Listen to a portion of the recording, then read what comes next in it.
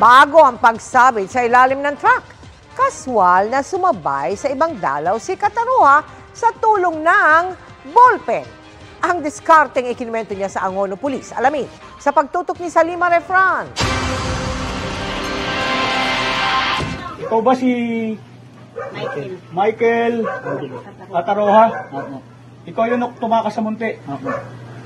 Michael Kataroha, inaresto ka namin ah. Buhay na buhay ng matagpuan, arestuhin, at iharap sa media si Michael Kataroha, ang inmate na Hulyo pa nawala sa bilibid.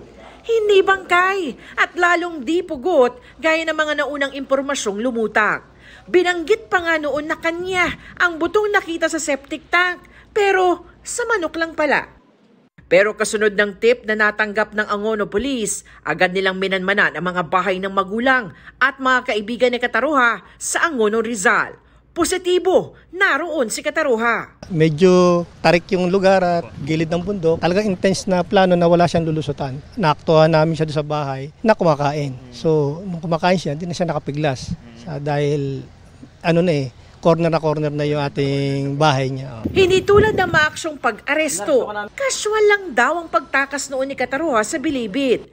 Nagkunwari siyang dalaw at para makasabay sa paglabas ng iba. Ginaya niya yung tatak nung, di ba, may gate pass doon na tinatatak. Ginaya niya lang yun ng ballpen niya. Hindi ba malinaw ang detalye ng buong biyahe niya pa Angono? Maliban sa bahagi ng paglalakad niya mula EDSA hanggang Cainta. Yung Senate hearing dito talagang di malaman kung tumakas o patay na siya. Matutuldukan na yung haka-haka na namatay siya o tinapon doon at ibinaon doon sa septic tank ng MVP.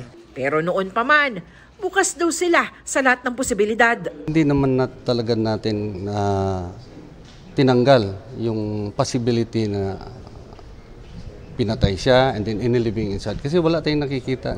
Hindi naman nagbigay ng pahayag sa media si Kataroha na nakulong dahil sa kasong paglabag sa anti-fencing law at may nakabingbing kasong carnapping.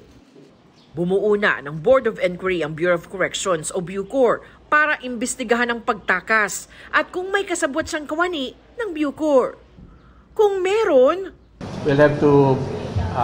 We will file cases against them of negligence of duty, which can be tantamount to their dismissal from the service.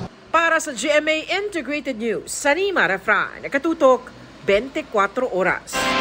Mga kapuso, kasama nyo kami 24 oras. Mag-subscribe sa GMA Integrated News sa YouTube. Sa mga kapuso abroad, bisitahin ang GMA Pinoy TV at www.gmanews.tv.